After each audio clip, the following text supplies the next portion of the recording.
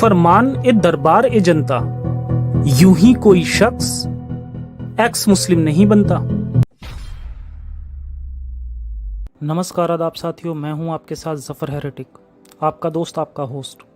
मेरी इस वीडियो को लाइक करें, शेयर करें और मेरे चैनल को सब्सक्राइब करें। साथ ही घंटी के बटन को दबाकर ऑल नोटिफिकेशन ऑप्शन को सिलेक्ट कर लें।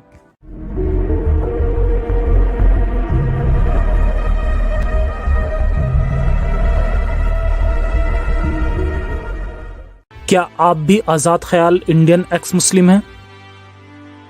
इस्लाम की जहालत से परेशान हैं, लेकिन अपना हाले दिल बयां नहीं कर पाते? अब आप अकेले नहीं हैं। आगे आइए और आवाज बुलंद कीजिए ताकि बाकी एक्स मुस्लिम लोगों को हौसला मिल सके आगे आने का और खुलकर जीने का और अपने वतन और दुनिया को इंसानियत के रास्ते पर आगे ले जाने का। मुझे ईमेल करें और मेरे लाइव शो यूं ही कोई शख्स एक्स मुस्लिम नहीं बनता में गेस्ट बनकर आएं और अपनी कहानी सुनाएं। सुनेगी दुनिया, बदलेगी दुनिया। जरूरी नहीं हर कोई आगे लड़ने आए, लेकिन लड़ने वालों का हौसला तो बढ़ाया ही जा सकता है। एक बार खड़े होकर अपने आप को संभाला था, अब खड़े हो जाइए दुनिया को संभालने के लिए। जय हिंद, साइंस हाफिज।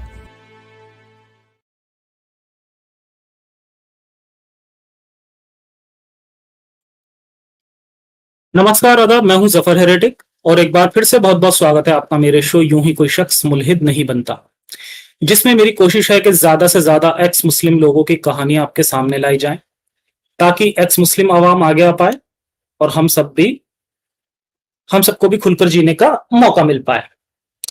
अब वो बात अलग है कि खुलकर जीने का मौका तो ये आजकल एक्स मुस्लिम ही एक्स मुस्लिम को नहीं दे रहे, तो और वो भी बेकार की कंट्रोवर्सी में। तो बात करूंगा इस पर भी थोड़ी सी। खैर, शो शुरू करने से पहले बता देता हूं कि मैं थोड़े से चेंजेस कर रहा हूं मैं इसमें। तो इस चैनल पर अब मैं लाइव कॉल्स काफी लिमिटेड कर रहा हूं, मतलब अब इंटरव्यू और जो डिस्कशन कॉल होंगे वो मेरे बैकअप चैनल पर ही होंगे। और जैसे कोई फीमेल एक्स मुस्लिम या फेस दिखाने वाला एक्स मुस्लिम या कोई जानी मानी कोई हस्ती इंटरव्यू के लिए आती हैं, तो उनकी कहानियां आपको यहां पर मिलेंगी। बाकी सारे इंटरव्यूज और जो भी डिस्कशन शो होंगे वो मेरे बैकअप चैनल पर होंगे। तो आपसे यहाँ इस चैनल पर आपको केवल मेरी जनरल वीडियोस मिलेंगी, या खिलाफत टाइप की कोई सीरीज आती है तो वो मिलेगी। मतलब इस चैनल से आपको सारा शॉर्ट एंड बेस्ट कंटेंट ही आपको मिलेगा, और लाइव शोज केवल बैकअप चैनल से होंगे। और भी मैं मतलब आगे मेरा प्लान भी है कि कुछ और तरह के मैं डिफरेंट टाइप के कंटेंट बैकअप चैनल पर मैं लाने की कोशिश कर रहा हूँ। तो अभी तक अगर किसी ने बैकअप चैनल को सब्सक्राइब नहीं किया तो प्लीज कर लें, इसका लिंक मैं डिस्क्रिप्शन में डाल दूंगा। और बैकअप चैनल भी अब ठीक से अब इस्तेमाल होगा अब आगे, और बढ़िया कंटेंट भी आपको उस पर मिलेगा अब आगे। तो आज की जो हमारी एक्स मुस्लिम है वो एक फीमेल एक्स मुस्लिम है और फेस के साथ अपना एक्टिविज्म भी करती हैं। तो इनके बारे में जानते हैं, कैसे क्या कुछ इन्होंने झेला और किस तरह की वीडियोस ये बनाती हैं, मकसद क्या है, सब कुछ जानेंगे इन्हीं की जबानी। तो मैं इन्हें ऐड कर लेता हूँ। जी नूरिया जी, बहुत बहुत स्वागत है आपका मेरे शो में।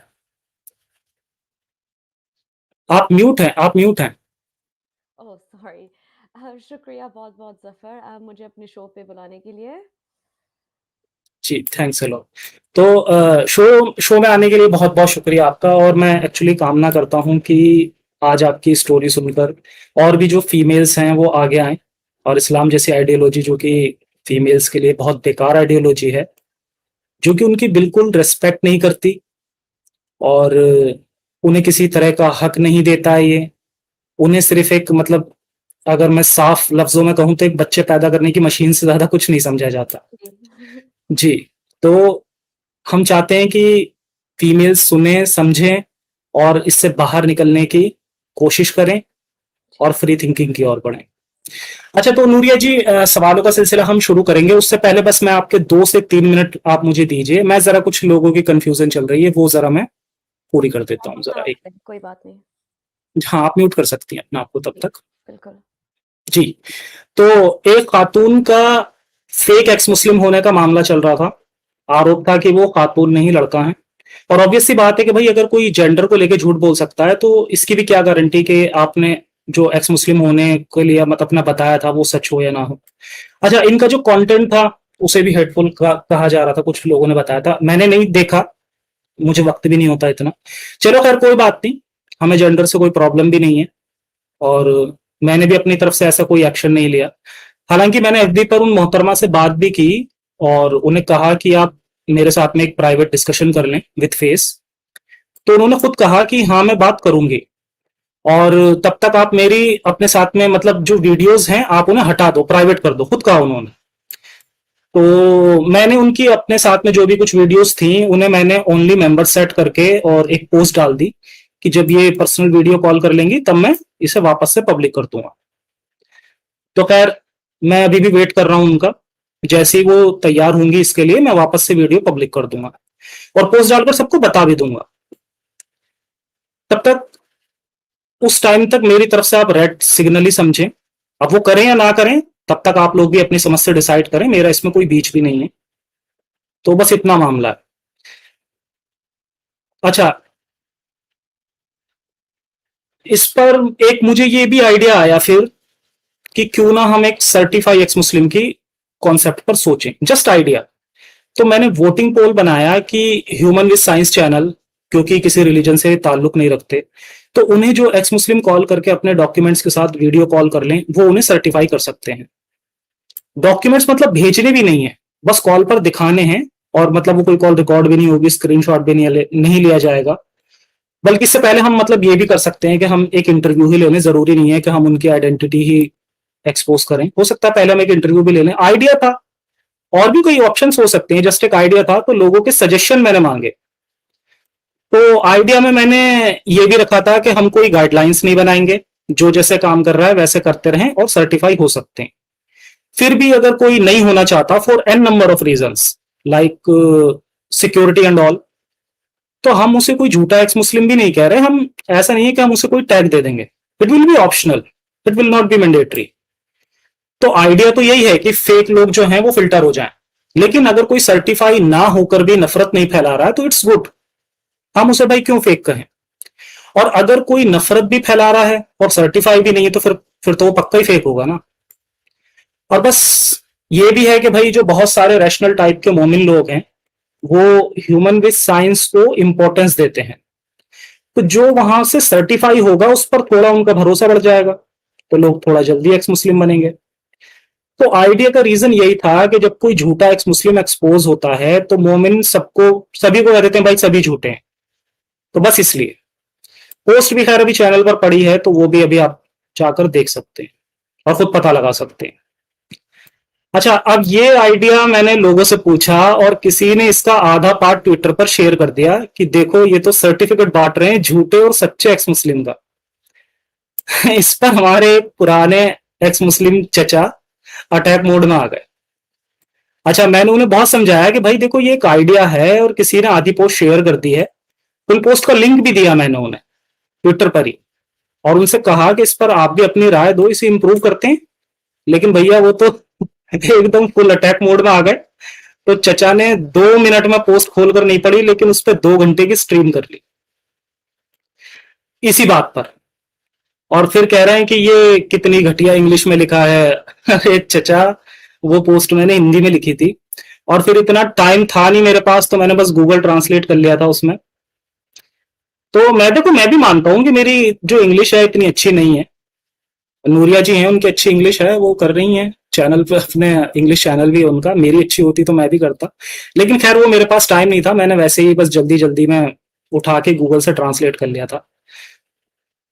तो भाई खैर पता चला कि पता नहीं, अब मतलब चचा की गलत फहमी थी या क्या था, मैं समझा नहीं। नाम इसलिए नहीं ले रहा हूं मैं उनकी क्योंकि मुझे लग रहा है कि हो सकता है उनकी गलत फहमी हो, क्योंकि बात उन पर नहीं, वो जो मोहतरमा का कॉन्टेक्स्ट था उस पर थी। तो चचा ने अपना पैन कार्ड भेजा। मुझसे कह रहे हैं, मुझसे भी मांग रहे हैं। तो अरे चचा भाई, मैंने कहा था क्या कि मुझे भेजो, जहां शो करने का आइडिया था वहां भेज देते। और भेजते भी क्यों भाई, आधा अधूरा आइडिया है अभी, तो उस पर मैंने लोगों से उनके ओपिनियन मांगे, लेकिन ठीक है अगर आपको इतनी जल्दी थी तो भेज देते वहां पे। अच्छा, इस पर अब चचा के कुछ भक्त लोग बिना मामला जाने मुझे अनसब्सक्राइब करने की धमकी भी दे रहे हैं। ठीक है कर दो भाई, नो प्रॉब्लम, लेकिन किसी के भक्त मत बनो आप, मेरे भी मत बनो, फ्री थिंकर बनो, खुद से देखो भाई क्या मैटर है और क्या करना चाहिए। खैर चलो, चचा के पास इतना टाइम होगा कि एक प्रपोज्ड आइडिया पर वो ख्यालात रखने की जगह अटैक स्ट्रीम रख लें। मेरे पास इतना टाइम नहीं होता, मैं बहुत ही फोकस्ड होकर अपना काम करता हूं, और मैं किसी तरह की कंट्रोवर्सी में ना पड़ता और ना ही मैं बढ़ाना चाहता। मेरा जो चैनल है वो रियल कंटेंट बनाता है, बेकार की कंट्रोवर्शियल स्ट्रीम्स नहीं। हालांकि कुछ और अभी इस कंटेंट के बहुत भूखे लोग हैं जो अभी भी इस पर कंट्रोवर्सी कर रहे हैं और बहुत स्ट्रीम भी कर रहे हैं, करने देते हैं। मेरी तरफ से मामला खत्म, और अब काम पर फोकस। तो आप अपने सवालों का सिलसिला शुरू करते हैं नूरिया जी, आप अपने आप को अनम्यूट कर सकती हैं। सबसे पहले तो आप हमें अपनी फैमिली के बारे में थोड़ा सा बताइए, आपकी किस तरह की फैमिली है और कितना वक्त आपको मुल्हिद हुए बीत गया है। जी तो मैं एक ब्रिटिश पाकिस्तानी फ़ैमिली से हूँ, तो हम सुन्नी इस्लाम फ़ॉलो करते हैं। मेरी फ़ैमिली इतनी ख़ास मज़हबी नहीं, मतलब मेरे अम्मी-अब्बू इतने ख़ास मज़हबी नहीं हैं। मेरे जो हम्म, दादा-दादी, नानी वग़ैरह ननियाल वो सारे मतलब खट्टर मज़हबी हैं। तो जब मैं छोटी थी ऑब्वियसली मैं यूके में रहती थी उन सब के साथ और तो ऑब्वियसली मेरा और मेरा दादा-अब्बू का जो रिश्ता था वो काफ़ी गहरा था, तो वो इमाम थे लोकल मस्जिद के। तो उनको भी मतलब ज़्यादा मतलब प्राउड करने के लिए मैं ज़्यादा ध्यान देती थी कुरान क्लासेस में, मैं मस्जिद जाती थी हर दिन स्कूल के बाद और कुरान पढ़ती थी और ट्रांसलेशंस भी पढ़ती थी। कोशिश की कि ट्रांसलेशंस भी पढूँ साथ, लेकिन जो भी वो सिखाते थे मतलब दर्स के सेटिंग में, मस्जिद में, वो सब मैं बहुत मतलब दिल से सीखती थी। अम, और आई थिंक या तो 2018 या टू जी 2018 में शायद या 2019 के शुरुआत में जब मैंने बहुत मतलब इस्लाम को सही से पढ़ा और रिसर्च किया तो तब मैं जाके मुल्हिद बनी और मुझे ऑब्वियसली इस आइडियोलॉजी से अब कोई ताल्लुक नहीं रखना मैं हम्म, रखना नहीं चाहती थी। लेकिन ऑब्वियसली ये जब मैं छोटी छोटी थी और इस्लाम इस्लाम मतलब मेरी ज़िंदगी का बहुत बड़ा एक हिस्सा था और मैं पूरे दिल से मैं ईमान रखती थी अलमिया पे और इस्लाम पे और मैं नमाज़ पढ़ने की कोशिश करती थी। जब मैं 9 साल की थी, मैंने खुद फ़ैसला किया था कि मैं हिजाब पहनूँगी क्योंकि ऑब्वियसली अगर हम्म, अलमिया ने हुक्म दिया है कि हिजाब लाज़मी है, तो मैं ये करना चाहती थी, मैं जन्नत में जाना चाहती थी। तो जब मैंने हिजाब पहनना शुरू किया, मैं काफ़ी हैरान थी कि जब मैं अपनी फ़ैमिली के साथ हम्म, के पास मतलब उनको बताने लगी कि ये मेरा फ़ैसला है, अब से मैं हिजाब पहनूँगी, चाहे स्कूल में हो, चाहे जहाँ भी। तो मुझे लगा कि ऑब्वियसली वो तालियाँ देंगे, वो मुबारक देंगे मुझे, लेकिन एक्चुअली वो कहने लगे कि अम क्या आप श्योर हो? क्योंकि आप अभी बहुत छोटी हो आगे जाके अगर आपका मतलब अगर आपका दिमाग बदलेगा तो हिजाब उतारना एक बहुत मुश्किल चीज़ है, ख़ास तौर पे जो जिस तरह से कम्युनिटी आपको व्यू करती है, अगर आपने हम्म, एक दफ़ा पहन लिया है, फिर उतार लिया है, तो उनको लगता है कि आप गए गुज़री हो। तो मैंने कहा कि नहीं, नहीं, नहीं फिश लाइक ये मेरा फ़ैसला है, अगर लम्या ने ये कहा है, ये लिखा हुआ है कुरान में तो मैं करना चाहती हूँ और एक्चुअली मैं हैरान थी कि ये लोग क्यों नहीं पहन रहे सारे और ये एक्चुअली इतने खुश क्यों नहीं हो रहे मेरे इस फ़ैसले से। तो फिर जब मैं 9 साल की थी हम सऊदी अरेबिया शिफ्ट हुए और बल्कि वहाँ जाके मेरा ईमान एक्चुअली वही था मतलब अंदर दिल से, लेकिन हिजाब वग़ैरह मैंने उतार दिया था क्योंकि वैसे भी वहाँ पे आपको अबाया पहनना पड़ता है जब भी आप कहीं जाते हो, चाहे आप कितने साल के भी हो। सिर्फ़ मतलब अगर छोटी बच्ची है तो उनको माफ़ करते हैं, लेकिन जब मैं वहाँ पे रहती थी अब ज़्यादा मॉडर्न हो रहा है सऊदी आहिस्ता-आहिस्ता, लेकिन जब मैं वहाँ पे थी उस वक़्त 9/11 से पहले मुतव्वा भी जो इस्लामिक पुलिस होते हैं वो भी बहुत घूमते थे एंड हालाँकि मैं जद्दा में रहती थी जो सऊदी का सबसे आई मीन सबसे नहीं लेकिन सबसे सब में से एक कह सकते हैं कि सबसे लिबरल शहर है। रियाद तो बहुत ज़्यादा स्ट्रिक्ट है लेकिन जद्दा में आपको फिर भी जैसे 11-12 साल की जब मैं थी, मुझे ये फ़र्ज़ नहीं था कि मैं दुपट्टा भी ओढ़ूँ सर पे, सिर्फ़ अबाया काफ़ी था। लेकिन ऑब्वियसली जब आप फिर टीनेजर बनते जाते हैं, तो फिर मुतव्वा आप पे और सख्ती करते हैं जब आप बाहर फिर रहे होते हैं या शॉपिंग जा रहे होते हैं। अम, हुँ, तो ये सारी चीज़ें थी और लेकिन मैं एक बहुत ही इंटरनेशनल स्कूल में पढ़ रही थी उस वक़्त, तो दुनिया भर के लोगों से मेरी मुलाकात हुई, दोस्त बने। मुझे पता लगा कि दुनिया में कितने और भी मज़हबें हुँ, हैं, हुँ, हुँ, कितने इस्लाम के अलग-अलग फ़िरके हैं, उनके क्या अलग हुँ, मसले हैं। और लेकिन उस वक़्त जब क्योंकि मैं पूरे दिल से मुसलमान थी, मुझे लगा कि अल्लाह मियाँ ने हम पे कितनी रहमत या हम कितने खुशकिस्मत हैं जी, क्योंकि हमें मतलब सऊदी हुँ, अरेबिया में मक्का और मदीना के इतने करीब हम रह रहे हैं। हम हर वीकेंड तकरीबन अगर दिल करे तो हम उम्रा करने जा सकते थे। अम, रमज़ान में भी जब आपको सवाब ज़्यादा मिलता है उम्रा करने के लिए रमज़ान में, वो भी हम कर सकते थे। तो या वो मतलब तो उस लिहाज़ से मैं बहुत मतलब इस्लाम के नज़दीक थी, लेकिन आहिस्ता-आहिस्ता मेरा दिमाग मतलब मैं क्वेश्चन करने लगी थी और ये जो एक्सपोज़र मिल रहा था मुझे दूसरे लोगों से बात करके और स्कूल में पढ़ के और फिर जो मैं बाहर की सऊदी की ज़िंदगी देखती थी, जैसे जुम्मा के बाद जो वो एक्चुअली सर-पैर काटते हैं लोगों के, वो मैं सुनती थी हुँ, अपने अब्बू से, अपने भाई से जब वो जुम्मा पढ़ने जाते थे। तो ये सब हुँ, ऑब्वियसली मेरे दिमाग में दिल में भी लगता था, लेकिन मैं इतना क्वेश्चन नहीं करती थी क्योंकि मुझे लगता था कि ये जो वहाबी इस्लाम है सऊदी अरेबिया में, इन्होंने मतलब इस्लाम का कोई एक्सट्रीम और डिस्टॉर्टेड फ़ॉर्म इन्होंने अपनाया हुआ है। तो ये मेरा इस्लाम नहीं है और ये असल इस्लाम नहीं है। और छोटी चीज़ें जैसे औरतों को गाड़ी चलाना मना है। आप हुँ। खुद कहीं जा नहीं सकते महरम के बगैर। आप खुलेआम लड़कों से नहीं मिल सकते। हर यूएई रेस्टोरेंट में तो शायद फीमेल के लिए गाड़ी चलाने का लाइसेंस अभी कुछ कुछ साल पहले मेरे ख्याल से स्टार्ट किया गया। उसपे भी बहुत ज़्यादा वो कर रहे थे, खुशी मनाई जा रही थी, ये देखो हमने ये कर दिया। हाँ, नहीं यूएई तो उस हुँ, लिहाज़ से बहुत लिबरल था। आई थिंक उन्होंने बहुत साल हुँ, पहले औरतों को हक दिया था कि वो गाड़ी चलाएँ और ये अबाया वग़ैरह हो ये भी कोई हुँ, लाज़मी नहीं है जैसे सऊदी में था। सऊदी ने अभी जाके थोड़े-सा आई थिंक 2 साल पहले इजाज़त दी कि औरत गाड़ी चला सके और फिर भी जो औरत आई मीन बहुत साल हुँ, पहले इस हक के लिए लड़ रही थी, वो एक्चुअली अभी भी जेल में बैठी हुई है। तो हक तो मिल गया हुँ, औरतों को लेकिन जिस औरत जिस हक के लिए लड़ी है वो तो अभी भी मतलब सज़ा काट रही है।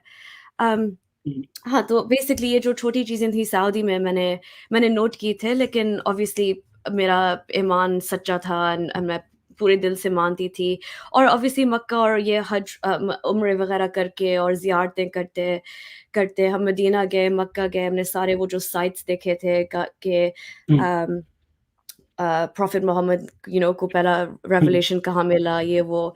तो हुँ, ये हुँ, जो पहले की हुँ, जो ब्रेन वॉशिंग थी ये मतलब और इंटेंसिफ़ाई हो गई मतलब सऊदी में रह के और ये सारी चीज़ें देख के और मेरे दादी-दादा भी आते थे और वो ज़्यादा हमें लेके जाते थे हमें समझाने के लिए। तो उसमें ऑब्वियसली मेरा बहुत इंटरेस्ट था, लेकिन दूसरी तरफ मैं हुँ, स्कूल में थी और हज़ारों लोगों से मिल रही थी और हज़ारों आइडियाज़ एक्सप्लोर कर रही थी। और मुझे मतलब स्पोर्ट्स का भी काफ़ी शौक था, तो मैं फुटबॉल, बास्केटबॉल, क्रिकेट वग़ैरह खेलती थी एंड उसके लिए मुझे पता है कि आपको शॉर्ट्स वग़ैरह पहनने पड़ते हैं। तो ऑब्वियसली मैंने हिजाब उतार दिया था, लेकिन अम, जब मैं कह रही थी कि मैं शायद आगे जाके मतलब मुझे स्कॉलरशिप चाहिए, मैं फुटबॉल खेलूँगी, अमेरिकन यूनिवर्सिटीज़ आपको फुटबॉल की स्कॉलरशिप्स देते हैं लड़कियों को। जो मुझे पुशबैक मिला है कि शॉर्ट्स पहनना अच्छा, इस हराम है। दौरान मतलब आपके आपके फैमिली ने कुछ मतलब किसी तरह की कोई वो नहीं करी कि आप ये खेलने जा रही हैं और आप इस तरह के कपड़े पहनी हैं, तो उस पर आप फैमिली के क्या रिएक्शंस थे आपके? जी, बिल्कुल, तो ऑब्वियसली जो हुँ, मेरे ग्रैंड-पेरेंट्स हैं, वो कहने लगे कि ऑब्वियसली आप फुल टाइम या हमेशा-हमेशा के लिए नहीं कर सकती, ये आपका प्रोफ़ेशन नहीं हो सकता क्योंकि शॉर्ट्स पहनना मना है एंड मुसलमान एक लड़की तो फुटबॉल पिच पे ऐसे नहीं भाग सकती है, आई मीन पूरी दुनिया के सामने। तो उनको लगा ऑब्वियसली कि ये आई मीन मेरी कोई एक स्टूपिड सी ड्रीम थी, ये कभी हो नहीं सकता। अम, तो फिर ऑब्वियसली मुझे मुझे दिल पे लगा कि अगर ये इतना बड़ा पैशन है मेरा, तो इतनी छोटी वजह से मैं ये सब बर्बाद कर दूँ और भूल जाऊँ और सिर्फ़ एजुकेशन पे फ़ोकस करूँ। अम, लेकिन तब तक ऑब्वियसली मैं सिर्फ़ अपने माँ-बाप के पास साथ रह रही थी और वो काफ़ी मतलब एजुकेटेड और प्रोग्रेसिव हैं, तो वो मुझे इन चीज़ों पे नहीं रोकते। थैंकफुली। लेकिन हुँ, हुँ, फिर ऑब्वियसली जब मैं आई थिंक मैं 16 या 16 की 15 या 16 की थी, हाँ। और फिर 9/11 भी हो चुका था और सऊदी अरेबिया के माहौल पूरे बदल गए थे। मतलब हम जहाँ पे रहते थे वहाँ पे काफ़ी अमेरिकन मिलिट्री भी रहती थी और काफ़ी जो लोग हैं जो अमेरिकन वो बोइंग कंपनी के लिए काम करते थे वगैरह। तो हुँ, हुँ, ये बहुत ख़तरा था कि हम जहाँ रहते थे उस पे भी कोई हमला या रिवेंज अटैक हो हुँ, सकता है। तो मतलब सिक्योरिटी भी बहुत इंटेंसिफ़ाई हुई। हम स्कूल में टेररिस्ट ड्रिल्स करते थे हर 2 हफ़्ते कि अगर कुछ हुआ तो हम कैसे रिएक्ट करेंगे। और फिर ये चीज़ें ऑब्वियसली मेरे दिमाग में बैठी कि ये 9/11 मुसलमानों ने किया है और अब मैं कैसे डिफेंड करूँ कि ये मैं भी खुद मुसलमान हूँ, लेकिन कोई मुसलमान ऐसी हरकत भी कर हुँ, सकता है। क्योंकि मेरे आस-पास जो लोग थे मतलब न्यूज़ीलैंड से कनाडा से, हर जगह से वो इतने डरे हुए थे। वो हुँ, लिटरली मेरे जो कई दोस्त थे उन्होंने मुझसे पूछा कि प्लीज़, प्लीज़ हमें बस वो कलमा सिखा दें, अगर कुछ हुआ है तो हम भी साबित करें कि हम मुसलमान हैं। तो हम मज़ाक हुँ, करते थे कि अगर कुछ होगा तो वो इंडिविजुअली सबको नहीं रोक के हुँ, पूछेंगे, लाइक हम सबको हरा देंगे। लेकिन फिर भी हुँ, उन्होंने मतलब अल्लाह के वो जो हुँ, अल्लाह मोहम्मद के जो चीज़ें होती हैं ना जो लोग दीवार वगैरह पे रखते हैं, उन्होंने अपने घर के बाहर भी ये चीज़ें रखने शुरू कर दिए थे। हुँ, हालाँकि ये वेस्टर्न है, क्रिश्चियन है, एथियस्ट है। तो हुँ, अगेन ये चीज़ें मेरे दिमाग में चली कि इस्लाम का हुँ। कौन-सा हिस्सा है ये जो इन चीज़ों को जस्टिफ़ाई कर सकता है। लेकिन इतना फिर ज़्यादा एक्सट्रीमिज़्म वाला। बिल्कुल, एग्ज़ैक्टली। क्योंकि अगर आप कहें कि नहीं वो हमारी तरह नहीं है, जो आई थिंक मेरे मेरे मेरे जो अम्मी-अब्बू हैं उनको भी लगा कि क्योंकि इस्लाम का इतना बुरा नाम और रेपुटेशन था उसके बाद जब हम वापस यूके भी आते थे, और फिर यूके में भी अटैक हुआ था एक 7/7 बॉम्बिंग वाला। एंड तो हुँ, उसमें भी कई लोग थे जो मेरे जैसे नाम थे उनके, मेरा जो लास्ट नेम है, जब मैं सड़क पे फिरती थी, अगर मैं कोई फुटबॉल या क्रिकेट शर्ट पहनती थी जिसमें मेरा नाम हो हुँ, पीछे, तो मुझे इतने गंदे मतलब लुक्स मिलते थे गोरों से और इन इन लोगों से। तो हुँ, ऑब्वियसली ये आपको पता चल रहा है कि ये एक्चुअली हुँ। इसके फैक्ट्स मतलब ग्राउंड लेवल तक आ रहे हैं। तो जी, जी। उस वक़्त ऑब्वियसली मुझे लगा कि नहीं-नहीं अलमिया इज़ ऐसे कुछ मतलब कुछ इस्लाम में कुछ है नहीं इस तरह का कुछ जो ये चीज़ें जस्टिफ़ाई कर सके। तो फिर हम सऊदी से शिफ्ट हुए जब मैं 15-16 की थी। और ये ऑब्वियसली मुझे उस वक़्त बहुत अच्छा लगा क्योंकि हम यूएई शिफ्ट हुए दुबई में, जहाँ पे जैसे आपने कहा था औरत गाड़ी चला सकती है, आपको अबाया पहनने की ज़रूरत नहीं हुँ, है। आप सिनेमाज़ वग़ैरह जा सकते हैं। आपकी लाइफ़ थोड़ी-सी जैसे नॉर्मल एक वेस्ट की तरह मतलब थोड़ी-सी झलक आपको मिलती है दुबई में। हालाँकि फिर भी आप अज़ान सुनते हैं 5 वक़्त की, आपको ईद वग़ैरह की छुट्टियाँ मिलेंगी। तो मुझे लगा कि ये एक्चुअली एक बहुत अच्छा-सा बैलेंस है ईस्ट और वेस्ट का, कि ये लोग इस्लाम को भी इज़्ज़त देते हैं, लेकिन इतना नहीं जितना सऊदी में आपको जैसे रेड लाइट पे रोक के कहेंगे कि गाड़ी रोको और जाके नमाज़ पढ़ो, तो हुँ, मुझे लगा कि हाँ, ठीक है, ये असल इस्लाम है कि आप आप हुँ, नमाज़ें भी पढ़वाएँ, आप अपनी अज़ान भी मतलब पूरे शहर में हुँ, सुनाएँ, लेकिन आप किसी को फ़ोर्स नहीं करें कि आप कुछ करें। तो जैसे औरत के लिए भी एक एक चॉइस है कि मैं अबाया पहनूँ या नहीं पहनूँ, जब मैं बाहर जाऊँ, मैं हिजाब पहनूँ या नहीं पहनूँ। तो मुझे लगा कि ये एक इस्लाम का बहुत बेहतर इंटरप्रिटेशन था सऊदी अरेबिया से। अम और मैं फिर भी आई मीन दिल से अगेन स्टिल सच्ची मुसलमान थी। और फिर जब मैं यूके शिफ्ट हुई यूनिवर्सिटी के लिए, तब मैंने इस्लामिक लॉ थोड़ा-सा पढ़ा यूनिवर्सिटी में। और मुझे पता चला ऑब्वियसली कि इस्लामिक लॉ के मुताबिक जैसे शादी जो अच्छा, जब आप वहाँ उसमें मैंडेटरी था आपके पास ये सब्जेक्ट या मतलब ऑप्शनल था आपने लिया था ये इस्लाम का?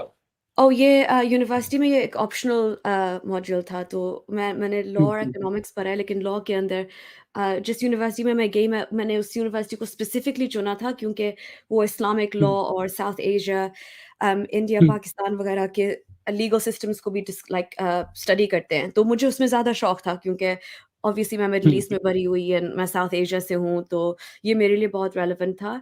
लेकिन जब मैं सऊदी और यूएई में थी स्कूल में, अम आई थिंक ये कहना बहुत ज़रूरी है कि हालाँकि मैं हुँ, इंटरनेशनल स्कूल में पढ़ी थी, लेकिन फ़र्ज़ करें जैसे हमारी साइंस की किताब थी, उसकी जो एवोल्यूशन के चैप्टर्स थे, हालाँकि मैं इंग्लिश करिकुलम में पढ़ रही हूँ, तो मेरे मेरे एग्ज़ाम्स इंग्लिश के हिसाब से मतलब इंग्लैंड के स्टैंडर्ड्स से के हिसाब से होंगे। लेकिन पूरा एवोल्यूशन का चैप्टर मतलब वो ब्लैक आउट कर दिया गया था सऊदी अरेबिया में। और हुँ, आपको अगर आप मुसलमान मतलब अगर आपका पासपोर्ट या अगर आपका नाम मुसलमान हो, तो ये ज़रूरी था कि बाकी के स्टूडेंट्स मतलब कोई और उनको कोई फ्री पीरियड मिलता था, लेकिन सारे मुसलमान जो नॉन अरबिक स्पीकर्स थे, उनको मतलब इस्लाम के बारे में एक क्लास लेनी पड़ती थी। ये बहुत बेसिक चीज़ें थी जैसे लाइक प्रॉफ़ेट मोहम्मद कब पैदा हुए, कब मरे, ये वो अच्छी-अच्छी बातें। हुँ, और फिर यूएई में भी ये हिसाब था, तो हर इंटरनेशनल करिकुलम में भी अगर आप मुसलमान हो, वो इस्लाम करिकुलम के अंदर घुसेड़ते हैं, आप एक्चुअली इंटरनेशनल स्टैंडर्ड्स के मुताबिक से आप क्वालिफ़िकेशन नहीं ले सकते अनलेस एंड अंटिल आप इस्लाम में पास करते हैं, उस सब्जेक्ट में। लेकिन ऑब्वियसली तो मेरा खुद शौक था कि मैं इस्लामिक लॉ के बारे में पढूँ, तो यूनिवर्सिटी में जब मैंने हुँ, पढ़ना शुरू किया अम अब मुझे जाके पता चला कि उस वक़्त भी मैं इतनी इंडोक्ट्रिनेटेड थी कि मैंने एसेज़ लिखे हैं जहाँ पे मैं डिफेंड कर रही हूँ कि एक औरत की टेस्टिमनी आधी होती है और हम लॉ में ये क्यों है और ये शरिया में क्यों है और हम कैसे इस बात को जस्टिफ़ाई करें और ये कैसे मतलब इस दिन में अप्लाई हो सकता है और ये क्यों एक मतलब डिवाइन लॉ है। तो ये सारी हुँ, चीज़ें ऑब्वियसली मैं डिफेंड कर रही थी उस वक़्त क्योंकि इतना मैंने हुँ, इतना इंडोक्ट्रिनेटेड थी और इतना मैंने इंटरनलाइज़ भी किया हुआ था ये जो मिसोजिनी वग़ैरह हुँ, है इस्लाम के अंदर कि मुझे खुद लगता था कि हाँ, शायद औरतें हुँ, मतलब इमोशनल और जज़्बाती हो जाती हैं और शायद एक आदमी ज़्यादा इन चीज़ों में बेहतर हैं और ये आदमियों का रोल है। जो जेंडर रोल्स इस्लाम में बहुत मतलब बाइनरी हैं, उन सारे जेंडर रोल्स पे मैं सब्सक्राइब करती थी एक ज़माने में। तो एक्चुअली उसी लेक्चर से पहले मुझे एक एक शख्स से मुलाकात हुई जो मेरे साथ लॉ पढ़ रहा था, लेकिन जब उसने इंट्रोड्यूस किया अपने आप को, उसने कहा कि हाँ, मेरा नाम ये वो है। मैं मुसलमान था लेकिन अब नहीं हूँ, लेकिन मैं ये क्लास ले रहा हूँ क्योंकि मैं पढ़ना चाहता हूँ। तो लिटरली मैं हैरान हो गई उस वक़्त क्योंकि मेरी ज़िंदगी में मतलब मैंने कभी नहीं ये बात सुनी हुँ, या मुझे पता था कि आप इस्लाम छोड़ सकते हैं या कोई इस्लाम हुँ, छोड़ता है या कोई एक्चुअली सामने आके कहता है कि बाय द वे मैंने इस्लाम छोड़ दिया है। तो I mean even in that moment मैं उसको देख के मैंने कहा कि अब क्या मतलब है आपने इस्लाम छोड़ दिया है? शायद आप मतलब किसी और अब लाइक नज़र से इस्लाम को देखते हैं लेकिन आप छोड़ नहीं सकते, आप अभी भी मुसलमान हो, राइट?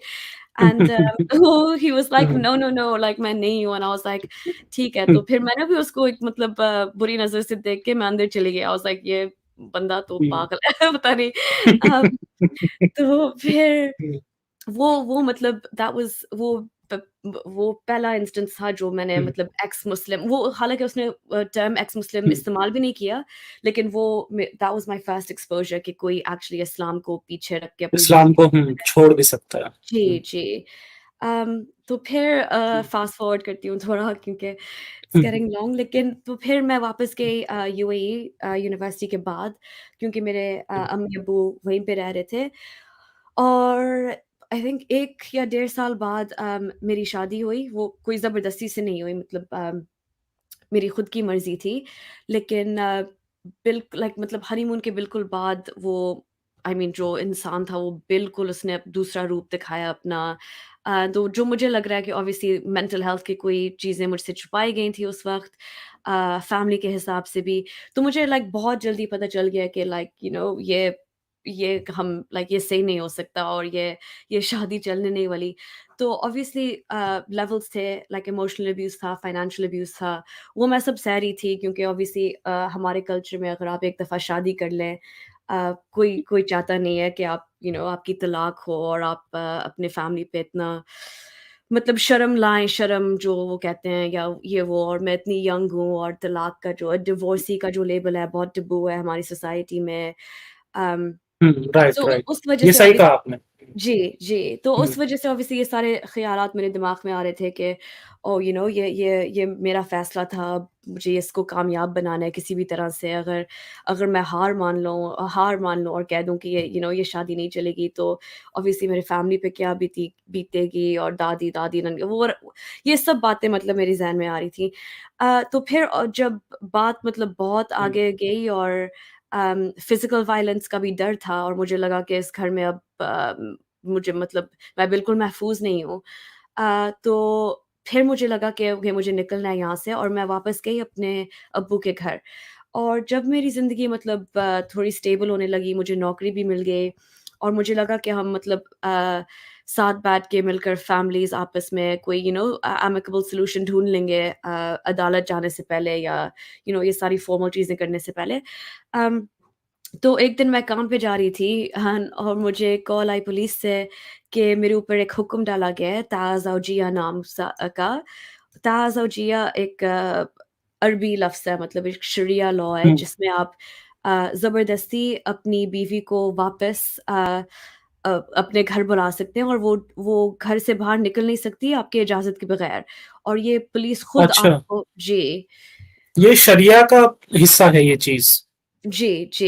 ये एक आई मीन हुँ, हुँ, मैंने जब ज़्यादा मतलब इस पे रिसर्च किया है, ज़्यादा जो जीसीसी के मुल्क हैं, ये इस्तेमाल नहीं करते क्योंकि ये काफ़ी पुराना शरिया का लॉ है क्योंकि ये नुशज़ और अगर आप अगर आप को डर लग रहा है और अगर आप सोचते हैं कि आपकी बीवी डिसोबीडिएंट होगी, तो ये लॉ उससे जुड़ा हुआ है जो कुरान की आयत है सूरह निसा में।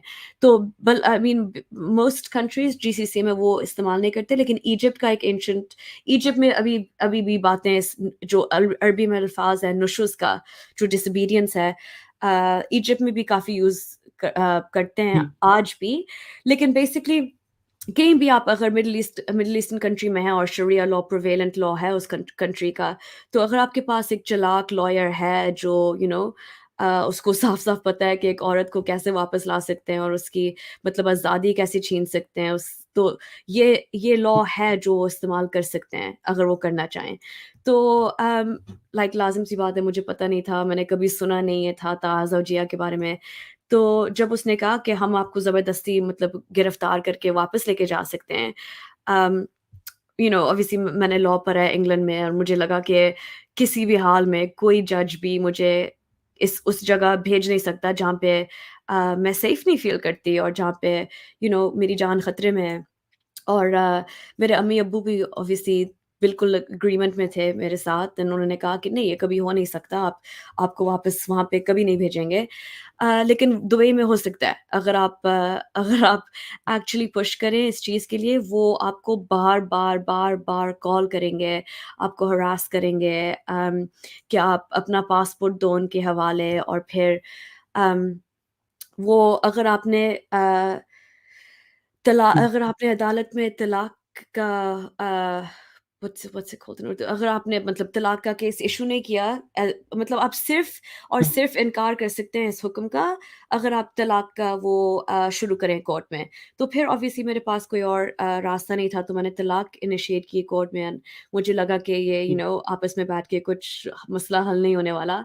अम तो जब हुँ, मैंने वो किया है ऑब्वियसली वो आपको फिर भी स्टॉल करते हैं क्योंकि अगर दूसरी पार्टी तलाक नहीं चाहती, तो वो फ़ोर्स करेंगे कि आप फैमिली काउंसलिंग पे जाएँ और दुबई में क्या होता है कि हुँ, फैमिली काउंसलिंग में आप बेसिकली कोई इमाराती इमाम या शेख टाइप के पास बैठते हो उनके ऑफ़िस में और वो आपसे बेसिकली पूछते हैं लाइक कि आप कितने मज़हबी हो, आप कितनी दफ़ा नमाज़ पढ़ते हो दिन में, आप दोनों कितने मज़हबी हो, क्या आपका रिश्ता अल्लाह के साथ ठीक है या आप लोग दूर हो गए हैं अल्लाह मियाँ से ये वो। एक जी। सेकंड, ये क्वेश्चन्स किए जाते हैं जब आपका वहाँ पर केस चल रहा होता है, तो ये क्वेश्चन किए जाते हैं कि आप कितने मज़हबी हो और अल्लाह मियाँ से आपका क्या रिश्ता है, कितना रिश्ता है? जी, ओके, जी, बिल्कुल how exactly. Funny. I know. हुँ, तो मैं जो कह रही हूँ फॉर हुँ, एग्ज़ाम्पल मैं ऑब्वियसली अब मैं अपने माँ-बाप के घर आ गई थी और हर दिन मतलब मुझे जहाँ मैं काम करती थी वहाँ पे मुझे स्टॉक करता था, चीज़ें भेजता था मेरे ऑफ़िस पे, मेरे बेडरूम तक स्पाई करता था, लोगों को भेजता था नोट्स के साथ। और मैं ये सारी चीज़ें पुलिस को बता रही हूँ, जैसे यहाँ पे अगर मैं पुलिस पे जाऊँ और मैं कहूँ कि एक बंदा मुझे हरास कर रहा है, स्टॉक कर रहा है या मैं सेफ नहीं फ़ील कर रही, तो वो कम से कम मेरी बात सुनेंगे। वहाँ पे तो एक हुँ, लिटरली एक मज़ाक था। हालाँकि मैं एक मुसलमान औरत थी, मैंने कहा कि मैं आपके मैं आपके शहर में रह रही हूँ। हालाँकि मैं ब्रिटिश नेशनल हूँ, एक्सपैट के नाते मैं रह रही हूँ, लेकिन श्योरली मेरे भी कोई राइट्स हैं कि आप मेरी हिफ़ाज़त करें। लाइक तो फॉर एग्ज़ाम्पल जब मेरे अब्बू नहीं थे उस मुल्क में उस वक़्त, अम, क्योंकि मैं उनके घर में हुँ, थी, मैं इवन इस्लामिक लिहाज़ से मैं एक महरम से दूसरे महरम के घर आ गई हूँ। तो ये लोग क्या हुँ, करते थे जब मेरे अब्बू मुल्क से बाहर थे, वो मतलब ज़्यादा प्रेशर डालते थे।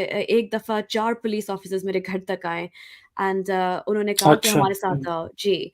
तो ऑब्वियसली मैं काफ़ी सालों से रह रही थी दुबई में, तो मुझे पता था कि थोड़े से लाइक असूल है, मतलब अगर उनके पास एक फीमेल ऑफ़िसर नहीं है तो मेरे ऊपर मेरी मजबूरी नहीं है कि मैं जाऊँ उनके साथ, जब तक एक औरत ऑफ़िसर भी शामिल नहीं हो। हुँ, तो मैंने उन्होंने उनको ये साफ-साफ कहा कि ऑब्वियसली आप 4 आदमी हैं, रात के 10 बजे हैं, वो ये हुँ, नहीं बनता कि मैं आऊँ अभी, मुझे अपने हक पता है। और अगर आप फिर भी मुझे ज़बरदस्ती लेना चाहोगे तो फिर मैं एट हुँ, लीस्ट कम से कम मैं ब्रिटिश एम्बेसी को नोटिफ़िकेशन दे दूँ कि ये हुआ है मेरे साथ। क्योंकि मुझे पता है कि वहाँ पे अगर आपको लेके जाएँ एक दफ़ा पुलिस स्टेशन में, अगर आपका पासपोर्ट भी ले जाएँ ना, तो आप लिटरली जेल में बैठ सकते हैं बिना कोई चार्ज के, बिना कोई एलिगेशन के, महीनों तक, कई-कई केसेज़ में सालों तक, क्योंकि उनका सिस्टम ही ऐसा है। तो अम ऑब्वियसली जब जब बहुत मतलब उनके कॉलें आना शुरू हुए और मतलब वीकेंड्स को भी रातों को अजीब-अजीब कॉल्स, मेरी बातें नहीं सुन रहे थे। मैं अबाया में हुँ, जाती थी हर रोज़ पुलिस स्टेशन, मैं अरबी दोस्तों को साथ लेके जाती थी। मैं लड़के दोस्त को साथ लेके जाती थी कि वो बस मुझे सीरियसली लें। तो फिर जब हुँ, एक दिन मतलब बहुत सीरियस अ, लाइक बात होने लगी, उन्होंने हुँ, मुझे कॉल की, तो ऑब्वियसली मैं थक गई थी ये सब, मतलब ये फ़ोन कॉल से। हर दिन मेरे घर के सामने पता नहीं क्या गिरा होता था, कोई लाइक काला जादू का पता नहीं क्या, वो मेरे एक्स हस्बैंड से। और ये जब मैं मतलब फ़ोटोग्राफ कर रही हूँ, वीडियोज़ बना रही हूँ, पुलिस को भेज रही हूँ, ये हुँ, कुछ नहीं कर रहे। तो जब मैं लिटरली थक गई इस पूरी सिचुएशन से, मैं ऑलमोस्ट हुँ, हार मानने वाली थी। मेरा पासपोर्ट हाथ में हुँ, था और वो मेरा पासपोर्ट माँग रहे थे, तो मैं स्टेशन के बाहर थी और हुँ, मैंने बस तुक्का लगाया और मैंने मैंने कहा कि ओके, मैं इमरजेंसी यूके का नंबर कॉल करूँ दुबई में, उनको बताऊँ कि मेरे साथ क्या-क्या हो रहा है, ये लोग मुझे क्या मतलब किस हुँ, अलग-अलग चार्जेस पे मुझे पुलिस स्टेशन बुलवाना चाह रहे हैं गिरफ्तार करने के लिए, और एंड अंजाम क्या चाहते हैं कि मैं उस घर में वापस जाऊँ, जो मैं नहीं चाहती। और ये जो मैंने डिवोर्स पेश किया है कोर्ट में, इसका कुछ मतलब ये मूव ही नहीं हो रहा। रमज़ान भी आ गया था बीच में, उनके टाइमिंग्स बहुत अलग होते हैं। तो ये जो प्रोसेस था कि मेरा वो जो कोर्ट में मेरा केस मतलब बस शामिल हो और इनिशिएट हो, अम ये जो फैमिली काउंसलिंग के सेशंस थे ना, ऑब्वियसली वो कहते हैं कि जाके नमाज़ पढ़ें और 1 हफ्ते में वापस आएँ, ब्ला, ब्ला, ब्ला। तो उसमें अगेन अगर दूसरी पार्टी तलाक नहीं चाहती, वो भी मतलब अजीब-अजीब बातें ला सकते हैं, कि इसके ऊपर एक जिन है, ये मतलब ये बहक गई है, इसलिए इसको तलाक चाहिए, ये सही सोच नहीं रही, ब्ला, ब्ला, ब्ला। हुँ, तो ये सारी बातें ये मानते हैं हुँ, और आपको 1-1, 2-2 हफ्ते, महीने अक्सर आपको और मतलब ड्रैग करते रहते हैं। तो एनीवे जब मैंने तुक्का हुँ, लगाया और मैंने कॉल की इस नंबर पे, अ, एक आदमी ने फ़ोन उठाया और ऑब्वियसली उन्होंने कहा, मैंने बताया कि मेरा सिचुएशन क्या है और ये हुँ, इस आदमी ने कहा कि ऑब्वियसली मैं आपको लीगल एडवाइस नहीं दे सकता हूँ क्योंकि ये इनका खुद का मसला है और उनके खुद के लॉज़ हैं, लेकिन मैं आपको सिर्फ़ ये बता सकता हूँ कि अगर आपके हाथ में अभी भी आपका पासपोर्ट है, तो आप लिटरली फ़ौरन अभी एयरपोर्ट चली जाओ, क्योंकि आपको पता है कि अगर आप इस चक्कर में पड़ गए तो शरिया लॉ, आई मीन वो लोग किस तरह हुँ, इस्तेमाल कर हुँ, हुँ, सकते हैं। तो आप क्यों नहीं घर वापस आ जाओ जहाँ आपके राइट्स हैं, एंड जहाँ पे ये जो चार्जेज़ आप पे डाल रहे हैं, यहाँ पे मतलब कोई इसको आई मीन लोग हुँ, हुँ। हँसते हैं यहाँ पे, राइट। यहाँ हुँ, पे कोई मायने नहीं रखते। तो पता नहीं ये बंदा कौन था, लेकिन ऑनेस्टली इसने मेरी जान बचाई और मैं फ़ौरन एयरपोर्ट हुँ, हुँ, गई। और वो लोग मेरे ऊपर वैसे भी ट्रैवल बैन डालने वाले थे 2 घंटे के अंदर, तो डरी हुई गई मतलब एयरपोर्ट में कि मेरा वो जो हुँ, एमिरेट्स आईडी है वो टैप होगा, वो किसी अलार्म को मतलब हुँ। सेट ऑफ नहीं करे था। हुँ, तो हुँ, ऑब्वियसली फिर मैं निकल गई वहाँ से। एंड जब मैं वापस आई ऑब्वियसली लंदन, तो मैं बहुत मतलब हर पुलिस सायरन वगैरह से मुझे बहुत मतलब मैं ट्रॉमाटाइज़ हो गई थी इतने एक्सटेंट तक हुँ, कि मुझे लगता था कि यहाँ यूके की भी पुलिस जो भी आवाज़ आ रही है वो मेरे पीछे आ रहे हैं। और मुझे आदमियों से भी मतलब तकरीबन नफ़रत हो हुँ, गई थी, मुझे डर लगता था आदमियों से, मैं घर से बाहर नहीं निकलती थी। तो तकरीबन 1.5 साल मैंने सिर्फ़ घर घर में गुज़ारा। हुँ, और आई मीन इस दौर में मुझे लगा कि ओके लेट मी सी कि मेरे साथ हुँ, हुआ क्या है? ये क्योंकि इस वक़्त तक मुझे भी हुँ, लगा कि ये सिर्फ़ आदमी है, ये आदमी है जो अपने पावर अब्यूज़ कर रहे हैं, ये आदमी है हुँ, जो उन्होंने शरिया लॉ का गलत मकसद उठाया है, ये लोग हैं जो आयतों को ट्विस्ट करके मेरे मुझे कैद करने की कोशिश कर रहे हैं, लेकिन ये कभी भी हुँ। मेरा अल्लाह जस्टिफ़ाई नहीं करेगा। ये अल्लाह की तरफ से कोई ये चीज़ नहीं है जो ये मुझे गलतफ़हमी सभी सभी को ये गलतफ़हमी इस तरह की रहती है। उन्हें लगता है कि ये सब चीज़ें ट्विस्ट की जा रही हैं लोगों द्वारा, जबकि ऐसा कुछ है नहीं। एक्चुअली हाँ। में वो रूल ही इस तरह से लिखे गए हैं। हाँ, बिल्कुल। और जी। फिर या बिल्कुल, और उस वक़्त मुझे ये पता नहीं था बिल्कुल, तो मैं फिर भी इस्लाम को दिल के अंदर और दिमाग में अपने मैं डिफेंड कर रही थी। और फिर मुझे लगा कि एक्चुअली ये ताज़-ज़ौजिया है क्या? ये कहाँ से आया है? क्योंकि ये क्या था जिस चीज़ से मैं गुज़री? तो जब मैंने देखना शुरू किया इसमें, मैंने रिसर्च करना शुरू किया, जब चीज़ें मतलब सेटल डाउन हो गई थी यूके में, तो मैं फिर भी इस मकसद से मैंने रिसर्च शुरू किया था कि अगर मुझे कोई जैसे गोरा या कोई यहाँ पे मिले और मैं अपनी कहानी बताऊँ, वो मुझे कहेंगे कि हाँ, यही होता है इस्लाम में, लाइक यही औरतों की हैसियत है इस्लाम में। और मैं बिल्कुल। उनको कह सकती कि नहीं, ये मेरा हुँ, अल्लाह कभी नहीं कह सकता, my God is love and love is God, and Quran में हुँ, लिखा है कि एक इंसान को मारना पूरी इंसानियत को मारने के बराबर है, एंड ये वो। हुँ, तो मैं एक्चुअली उस डिफेंसिव नज़रिए से मैंने रिसर्च शुरू की अपनी कि oh my God, let me see कि इन लोगों ने कौन-सा शरिया लॉ अब्यूज़ करके मेरे ऊपर डाला। हुँ, तो फिर मैं ऑब्वियसली गई शरिया लॉ पे, फिर शरिया लॉ कहाँ हुँ, से आता है, कुरान से आता है। तो मैं सही से मैंने कुरान मतलब पढ़ना शुरू किया इंग्लिश में, जो ज़ुबान हुँ, मुझे बेहतर आती है, जो मैं सही से समझ सकती हूँ। हुँ, मैंने हुँ, कुरान पढ़ना शुरू किया एक लीगल माइंड से। मेरे जो अंदर हुँ, के जो बायस थे, जो मतलब जो प्यार हुँ, था कि जो मैं कुरान पढ़ूँगी, मुझे ये इमोशंस आएँगे, मैं अल्लाह के इतने करीब होंगी, फ़ील करूँगी। मतलब इस लिहाज़ से मैंने नहीं पढ़ा बिल्कुल, मैं लिटरली एक रैशनल लाइक लीगल माइंड की तरफ से मैंने कुरान पढ़ा। एंड ऑब्वियसली जब हुँ, जब आप पढ़ने लगते हैं अपनी ज़ुबान में, हुँ, specially after a certain age, जब आप एक्चुअली वो इमोशनल जो बायस होता है वो हुँ, हटा के पढ़ सकते हैं। मेरे साफ-साफ लिखा हुआ था कि हुँ, इफ यू फेयर डिसोबीडियंस, मतलब अगर आप डिसोबीडियंस को क्या हुँ, कहते हैं उर्दू या हिंदी में, मुझे नहीं पता। हुँ, आपको हुँ, हुँ। हाँ, या वो नहीं कोई बात नहीं, कोई अच्छा। प्रॉब्लम नहीं है, आप बता सकती हैं, हाँ। हाँ, तो जैसे वो लिखा है सबको कि पता है, इतनी आयतें सबको पता है यहाँ पर। अच्छा। Just checking. हुँ, हाँ, तो हुँ, डिसोबीडियंस मुझे उसमें उसका हुँ, उर्दू अल्फ़ाज़ नहीं पता। लेकिन हाँ, हुँ, if you fear disobedience from your wife then वो सारी हुँ, आयत लिखी है साफ-साफ के मतलब औरतों पे हुँ, हुक्म है कि वो a pious woman is hmm, devoutly obedient to her husband, है ना? तो you hmm, have to hmm, be obedient to your husband। हुँ, तो उस हुँ, obedience का जो हुँ, लफ्ज़ उन्होंने इस्तेमाल किया हुआ है और जो इसकी हुँ, इतनी ओपन एंडेड मीनिंग होती है, तो हुँ। उन उनके इसमें उनके हिसाब मतलब से उर्दू में कहा गया है कि जो मर्द है वो औरत पर हाकिम है अच्छा और या हाँ, हाँ। बिल्कुल। हुँ, जी, बिल्कुल, एग्ज़ैक्टली। सो ये मुझे मतलब हुँ, इंग्लिश में अब ये बातें मुझे पता चल रही थी, और मैं हुँ, एक मतलब लीगल माइंड के थ्रू मैं अगर ये पढ़ रही हूँ चीज़, तो मैं भी ये अल्फ़ाज़ यूज़ कर सकती हूँ किसी औरत को फँसाने के लिए, क्योंकि आप किसी भी हुँ, चीज़ को आप कह सकते हैं कि डिसोबीडियंस है। अगर मैंने आपको वापस जवाब कोई दिया, अगर मैंने आपको हुँ। गाली दी, अगर मैंने आपको कहा कि नहीं, मैं नहीं वहाँ जाना चाहती हूँ, या मैं ये नहीं पहनना चाहती, या ये आप किसी भी चीज़ एक्चुअली को आप ये डिसोबीडियंस ना एक, हाँ, ये एक मालिक और गुलाम का सा रिश्ता है इस्लाम में अगर देखा जाए तो। जी, जी। जी, जो बिल्कुल, हस्बैंड है वो एग्ज़ैक्टली। मालिक है और जो उसकी वाइफ है वो उसकी गुलाम है। ये इस तरह से है। और हाँ, ये जैसे एग्ज़ैक्टली। हम बाकी, हाँ, अगर अदर जगह पर हम देखते हैं तो वहाँ पर इक्वल राइट्स की बात होती है, लेकिन यहाँ पर ऐसा कुछ नहीं है। हाँ, नहीं, नहीं, नहीं, जैसे जी। आपने कहा, अब लिटरली हुँ, गुलामी रिश्ता होता है। और आप हुँ, मैं भी कहती हूँ कि इन इस्लाम ज़्यादा से ज़्यादा एक औरत एक आदमी की प्रॉपर्टी होती है सिर्फ़। हुँ, यही हुँ। औकात है, यू लाइक जैसे आपने शुरुआत में कहा, बेबी मेकिंग जी, मशीन। जी। हालाँकि या हुँ, I mean it's sad to say, लेकिन हाँ, इट्स अ गुलामी रिश्ता।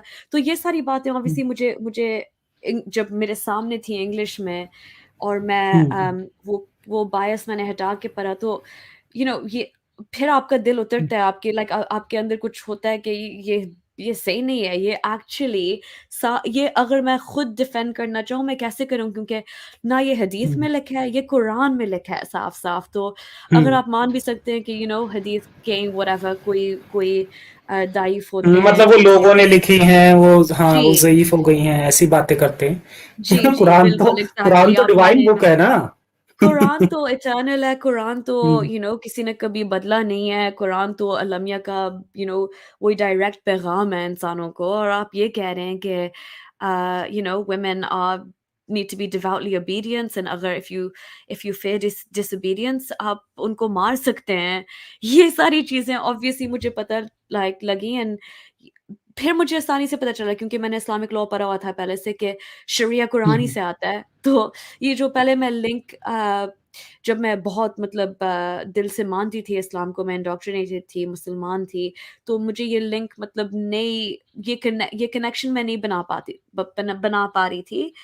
हुँ, लेकिन हुँ, बाद में ऑब्वियसली जो मेरे साथ हुआ, और फिर इंग्लिश में पढ़ के, और फिर शरिया लॉ का जो रूट सोर्स है वो ऑब्वियसली कुरान है। तो इस बात से मैं पीछे नहीं हट सकती थी, क्योंकि ये एक लाइक आई सेड, बाकी अगर चीज़ों में ये लिखा होता था, मैं फिर भी शायद कॉग्निटिव अपना डिसोनेंस ले आगे लेके मैं कुछ स्टोरी बनाती थी कि कुरान में नहीं है ये, तो अल्लाह फिर भी मेरे साइड पे है, he is on my team, he would never do that to me. लेकिन क्योंकि ये एक्चुअली उस किताब में है, जो आप अगर आप मुसलमान हैं, आपको इस किताब को मतलब पूरे यकीन से मानना मानना पड़ता है ना, like 100%। If hmm, you hmm, don't believe in the Quran, आप मुसलमान नहीं रहे तकरीबन। तो हुँ, या ये तो तब ऑब्वियसली मैं हैरान हो गई, एंड तब ऑब्वियसली दिमाग मेरा चलने लगा, and I was like, oh my gosh! तो और क्या-क्या लिखा है हमारे बारे में? तो फिर मैं हुँ, और पढ़ने लगी। एंड अगेन मैं यकीन करने के लिए हुँ, तैयार नहीं थी। मुझे लगा कि शायद ये पता नहीं कोई कॉन्टेक्स्ट की बात हो रही है, कोई पता नहीं स्पेसिफिक सिचुएशन की बात हो रही है। मैं देखती हूँ कि मोहम्मद ने क्या किया अपनी ज़िंदगी में, मोहम्मद कैसे पेश आते थे औरतों से, मोहम्मद कैसे मसले हल करते थे। और फिर मैं हदीस के पास गई, जो एक्चुअली जो सही बुखारी और सही मुस्लिम के हैं, ताकि लोग नहीं कह सके कि आप यहाँ वहाँ से हदीस पढ़ रहे हो। सो जो मु जो सबसे ऑथेंटिक और जो ज़्यादातर मुसलमान, सुन्नी मुसलमान कम से कम मानते हैं, वो मैं पढ़ने लगी। और ऑब्वियसली फिर मामला और भी बुरा होने लगा, क्योंकि आयशा की बातें मुझे पता चली, और हुँ, हुँ, ये कहानियाँ पता चलने लगी कि मोहम्मद ने क्या-क्या किया, जो जंगें हुँ, थे, हमले, कत्लें, नस्ल खुशी, बदला लेना, जी, ये सारी चीज़ें ऑब्वियसली। एंड फिर मेरा दिल बहुत ही उतर गया, क्योंकि मुझे हमेशा हुँ, लगता था कि अगर कोई चीज़ कुदरती हो सकती है, उसमें हुँ, खून-खराबा नहीं हो सकता। जी, अम, बिल्कुल। हुँ। या आई फ़ील लाइक मैं हुँ। कब से बात कर रही हूँ, सॉरी। कोई प्रॉब्लम नहीं। तो इन्हीं चीज़ों को फिर देखते हुए आप इन सब से फिर दूर हो गई। ऑब्वियसली आपने इतना सब कुछ झेला, इतना सब कुछ आपको झेलना पड़ा सिर्फ़ मज़हब की, इस्लाम के, हम कहेंगे इस्लाम की वजह से, क्योंकि जहाँ यहाँ पर जितने भी सारे रूल्स एंड रेगुलेशन लिखे गए हैं, वो सब औरतों के खिलाफ ही लिखे गए हैं। जी। इनफैक्ट औरत वर्ड का भी मतलब इतना गलत है कि औरत वर्ड ही यूज नहीं करना चाहिए हमें। है ना? वो खैर कोई औरा बात से नहीं, आता वो है तो अरबी में, हम्म औरा, है ना? हम्म हम्म हम्म हाँ, हम्म, हाँ, हाँ, मैंने भी ये पढ़ा था। मैं भी कोशिश कर रही हूँ बिल्कुल। कि मैं ख़वातीन बोलूँ, लेकिन क्या औरत इज़ इतना हम्म। मतलब इंग्रेन हुआ हुआ है। वो बचपन से हमारे दिमाग में इतना ज्यादा, क्योंकि हमारी लैंग्वेज में वो इतना ज्यादा उतर आया है ना कि हम कुछ और बोलना भी चाहें तो फिर भी जो हमारे मुंह से वही निकल जाता है। कभी बिल्कुल। कभी इंशाल्लाह भी निकल जाता है। हाँ, शुक्र अल्हम्दुलिल्लाह भी निकल जाता है हाँ। कभी-कभार। जी। अच्छा, आप क्योंकि वक्त अब काफी कम रह गया है तो मैं थोड़े जो कुछ इंपॉर्टेंट क्वेश्चंस है ना उन्हें मैं ले लेता हूँ। जी, बिल्कुल। आप अपने काम के बारे में आप बताइए कि इन बुराइयों से लड़ने के लिए अब तक आपने क्या क्या किया है, और आपका जो चैनल है, हुँ। होली ह्यूमैनिस्ट आपका चैनल है, उसका क्या मकसद है, उसके बारे में आप थोड़ा सा बताएं। जी, तो बेसिकली ऑब्वियसली ये जब आपको ये चीज़ें पता चल जाती हैं, आपको लगता है कि क्या मैं सिर्फ़ एक ही इंसान हूँ जो मुझे पता चल गया है कि ये शायद ये हम्म सब झूठ हो सकता है कि ये बहुत बड़ा तमाशा खेला गया है और हम सब मतलब इसमें अंधे हैं इस बहुत बड़े खेल में। तो तकरीबन लाइक 1.5 साल तक मैंने मतलब कुछ नहीं किया, मैं सिर्फ़ ट्विटर पे थी और यूट्यूब पे वीडियोज़ देख रही थी एंड फिर मुझे लाइक यकीन और एहसास हुआ है कि लोग हैं जो मेरी तरह सोचते हैं और ये लोग एक्चुअली डर को साइड पे रख के ये सामने आके बात कर रहे हैं, ये जो बात कर रहे हैं अपनी जान को खतरे में डाल के बात कर रहे हैं। और फिर मुझे लगा कि ऑब्वियसली मैं भी एक वेस्टर्न कंट्री में बैठी हूँ, मैं बहुत ही प्रिविलेज्ड पोज़ीशन में हूँ, तो अगर मेरे साथ ये हुआ है, मेरा सिर्फ़ एक ही रास्ता था निकलने का और वो था मेरा पासपोर्ट, जो मुझे पता है कहीं ज़्यादा औरतें होंगी मेरी सिचुएशन में जिनके पास ये पासपोर्ट और ये निकलने का रास्ता नहीं है। सो ऑब्वियसली वो ये बात मुझे लगा ऑब्वियसली शरीयत देख के आपको वैसे भी अ, औरत होते हुए आपको लाइक आपको एंग्ज़ायटी होती है कि ये जो लॉ एग्ज़िस्ट कर रहा है, जो इतने मुल्कों में मतलब लोगों को गवर्न कर रहा है, ये औरतों को दबा के रख रहा है एंड इनकी जो बेसिक राइट्स हैं ये मतलब it's snatching them away and so I got to a point where I was like okay अगर मेरे पास एक प्लेटफ़ॉर्म है, तो मैं क्यों नहीं अपनी आवाज़ उठाऊँ? और अगर छोटी-सी भी चीज़ें औरतों को पता चले कि अब जैसे मैंने औरत यूज़ किया अगेन देखा नो प्रॉब्लम, नो प्रॉब्लम, जी, आप जैसे यूज उनको कीजिए। उनको छोटी चीज़ें जैसे आप अपना निकाहनामा जो आपका शादी का कॉन्ट्रैक्ट होता है, उसपे आप उसमें आप तलाक का हक ज़रूर डालें, आप लड़ें उस हक के लिए। ये छोटी चीज़ें ऑब्वियसली जो आप लोगों को एडवाइस देना चाहते हैं क्योंकि आप इतनी बुरी सिचुएशन से गुज़रे हैं और फिर ये मुझे मल्टीपल जो शादी की कॉन्सेप्ट है ना, हुँ, ये इसमें आप मतलब विदाउट जो पहले से वाइफ होती हैं उनसे बिना कंसेंट के भी दूसरी शादी कर सकता है एक हस्बैंड। जी। तो ये भी कंडीशन उसमें डाली जा सकती है। इसका सीधा सीधा मतलब ये है कि बाय डिफॉल्ट अगर जो, क्योंकि गरीब लोग होते हैं जिन्हें कुछ नहीं पता होता है, जो मतलब आम इंसान होते हैं, हुँ, उनको तो इसके सारे नुकसान झेलने पड़ते हैं इस मजहब के। हाँ, जबकि इसके उलट अगर हम देखें कि जो इन्हें इस मजहब को बहुत अच्छी तरह से समझता है, वो अपने साथ गलत नहीं होने देगा। हुँ, उसे पता है कहां पर हमें किस कॉन्ट्रैक्ट में क्या चीजें डालनी है। हुँ, तो ये चीजें भी मैंने बहुत नोटिस की हैं कि जिन्हें इसकी नॉलेज होती है ना, उन्हें लूप होल्स पता होते हैं, वो हाँ, उसका फायदा उठा के अपने साथ गलत होने से बचा लेते हैं। लेकिन ये गलत आम लोगों के साथ बहुत होता है। हाँ, बिल्कुल, एग्ज़ैक्टली जी। एंड ये हम्म उनकी गलती नहीं है, ये गलती है कि उनको कभी बताया नहीं गया, उनको अपने हक खुद नहीं पता। जो नाउ ज़्यादातर मुल्कों में औरतों का हक है कि अगर आप आप खुद खुल्ला ले सकते हैं कोर्ट में, आपको ये इजाज़त तो दी गई है और जैसे इंडिया में ट्रिपल तलाक उन्होंने बैन किया हुआ है।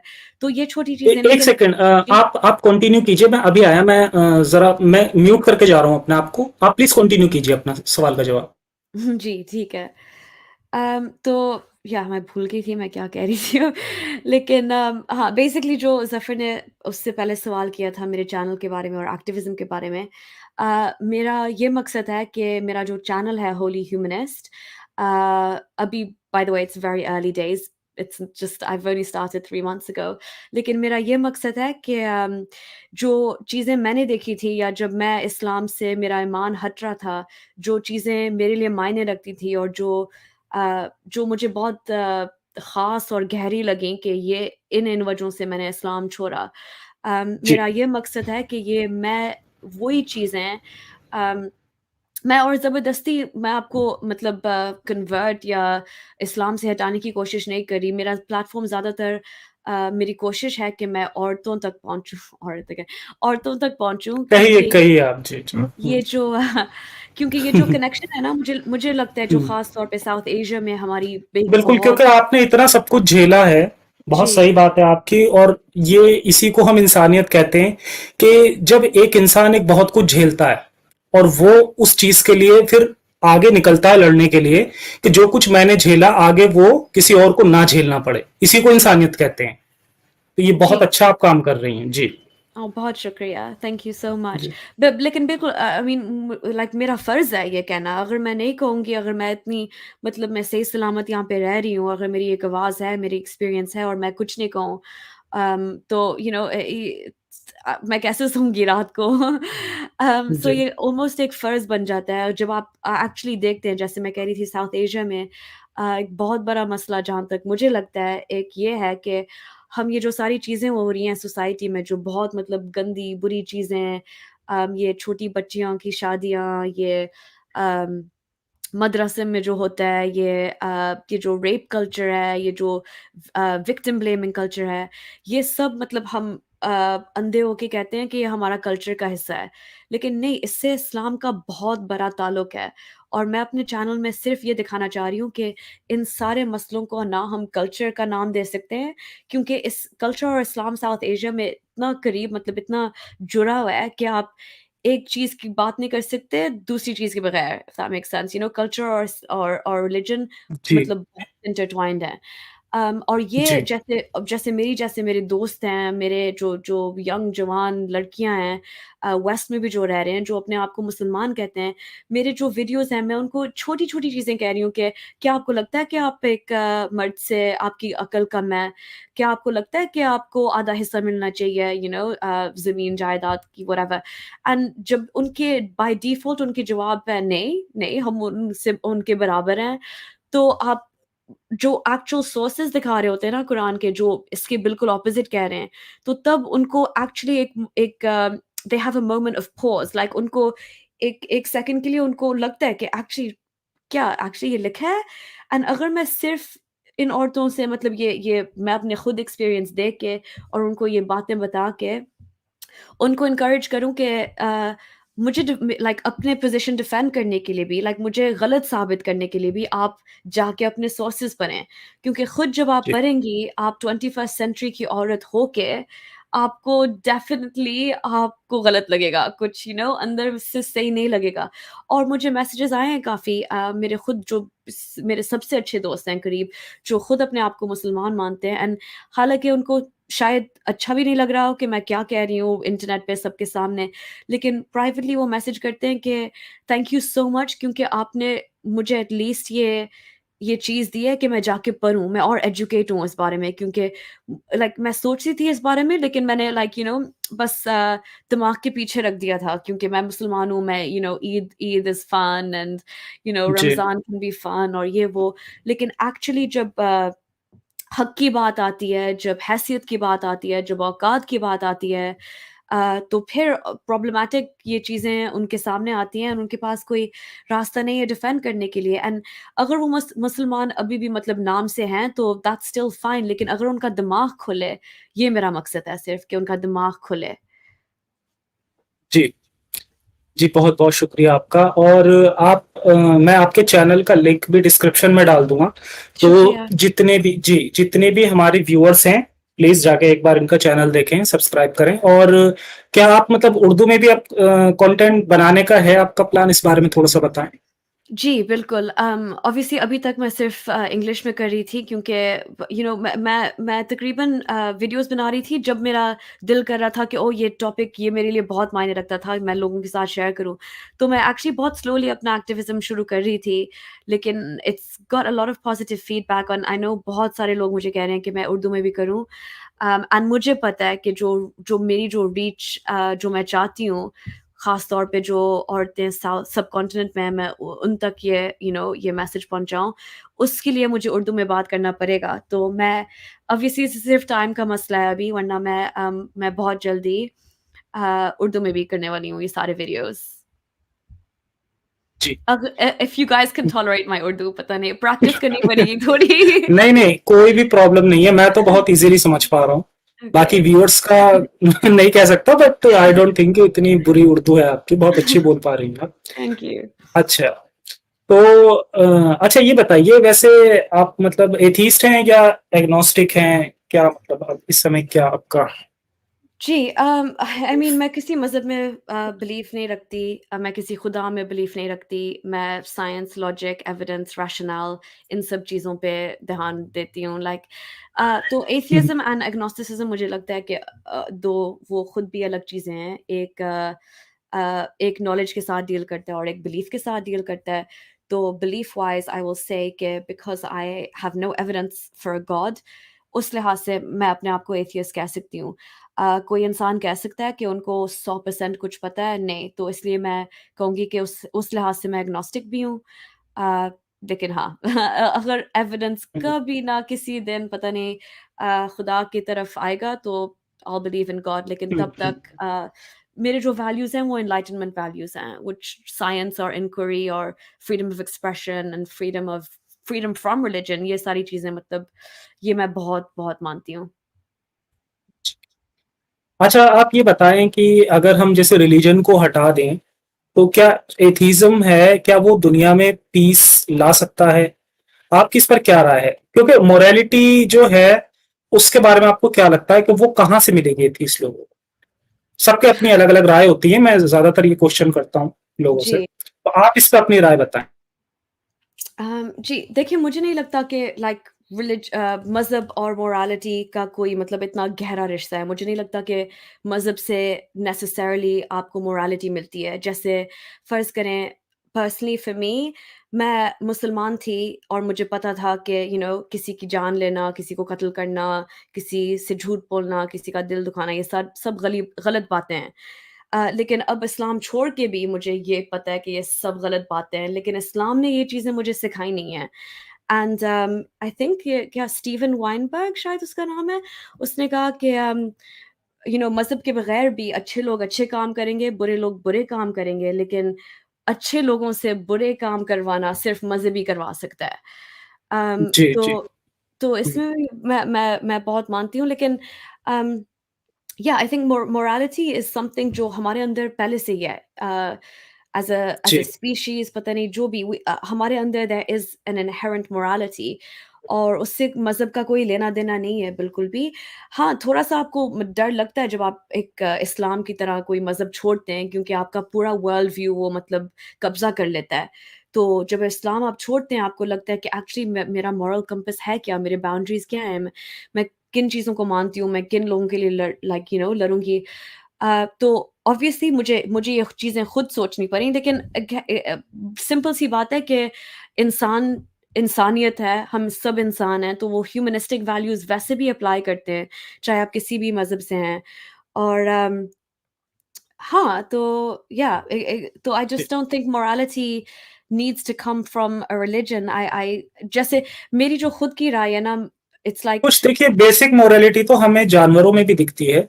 जैसे कि हम हाँ, देखते हैं, हमारे पास कई बार बहुत इस तरह की वीडियोस आती हैं कि जो जानवर हैं वो भी एक दूसरे की जान बचा रहे हैं कभी कभी।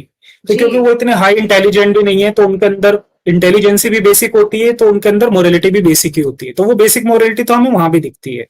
उनका जी। तो कोई रिलीजन नहीं होता, तो हम कैसे कह सकते हैं कि रिलीजन के बेस पर ही मोरालिटी बनती है? जी। जी, बिल्कुल, और अगर आप देखें कि मज़हब के नाम पे कितने कितनी बुरी चीज़ें हुई हैं थ्रूआउट हिस्ट्री, तो आप ये आर्ग्यूमेंट नहीं दे सकते कि मज़हब का मतलब है कि मोरालिटी लाना दुनिया में।